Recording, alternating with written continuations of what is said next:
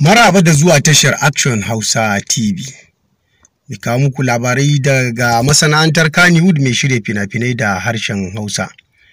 Tun bayan da Maryam Yahaya ta sha doguwar rashin lafiya wacce mutane daban-daban suka dinga zargi a kanta ta magantu. Babbar jaruma 'yar asalin Kaduna wato Rahama Sadau burinta ya cika inda ta haɗu da manya-manyan 'yan fim da daraktoci a ƙasar India.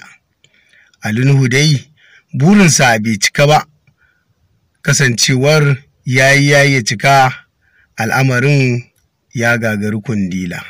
Ku biyo mu daga farkon wannan bidiyo har izuwa ƙarshensa don ku ji yadda za ta kasance. Babbar jaruma a cikin masana'antar Kannywood wato Maryam Yahaya wacce take ƙarama ce a cikin jaruman kuma take da kuɗi a cikin manya-manyan jarumai, wacce da dama dai mutane sun sa ido a cikin harkar ta inda take tara kuɗaɗe da yawa, tana da motoci. Maryam Yahaya dai ta yi shuhura ne tun bayan da ta yi fina-finai da manya-manyan jarumai har karanta ya kai tsaiko. Sai dai ta gamu da wata rashin lafiya wacce da dama ba a san kanta ba, amma dai daga bisani Maryam Yahayan ta magantu inda ta ce typhoid ne da malaria ya mata mummunan kamu, inda wasu kafin wannan batun na Maryam Yahaya suke cewa S ne, wasu kuma suke cewa sammu ne. Tun bayan faɗan da ta yi ne dai kafafen yada labarai suka yada, amma sai dai da jama'a da dama sun nuna cewar anya ku a ce haka ne, sai dai kuma cutar da ta yi magana ɗin ta yi kama da hakan. Amma dai yanzu Maryam Yahaya an ganta ta samu sauƙi, ta ji sauƙi inda ta dawo, sai dai bata fara aiki ba tukunna, sai dai mu ce Allah ya sauƙi. Babbar jaruma ta cikin masana'antar Kannywood wato Rahama Sadau wacce ta ɗauki sana'ar fim tun bayan da ta fara fitowa a fina-finai, inda ta yi fina-finai da dama manya-manya da kuma manya-manyan jarumai, ya sa karanta ya kai tsaiko, inda jarumar ta fara yin fina-finan kudancin ƙasar Najeriya wato Nigerian film.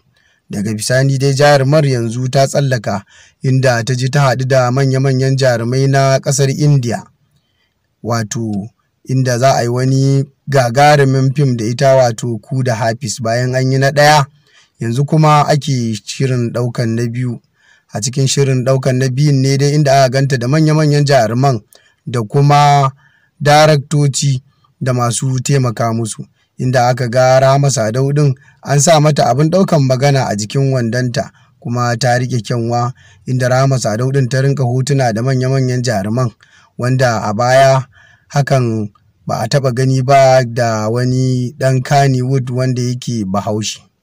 Wannan dai ya ja maganganu inda mutane da dama suka rinka magana, ƙanwarta ma take cewa lallai wannan yayattawa ba irin ta kowa ba ce.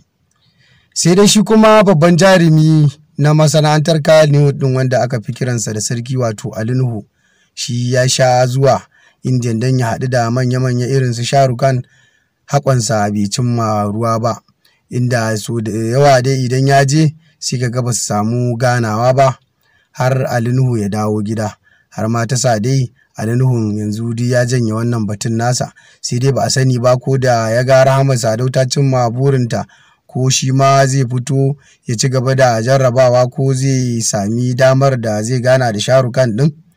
Idan yau muka fara haɗuwa da ku a wannan tashar tamu ta Action Hausa TV, to ka danna subscribe, ka danna alamar ƙararrawa don ta sanar da kai daga zarar mun ɗora shirye-shiryenmu.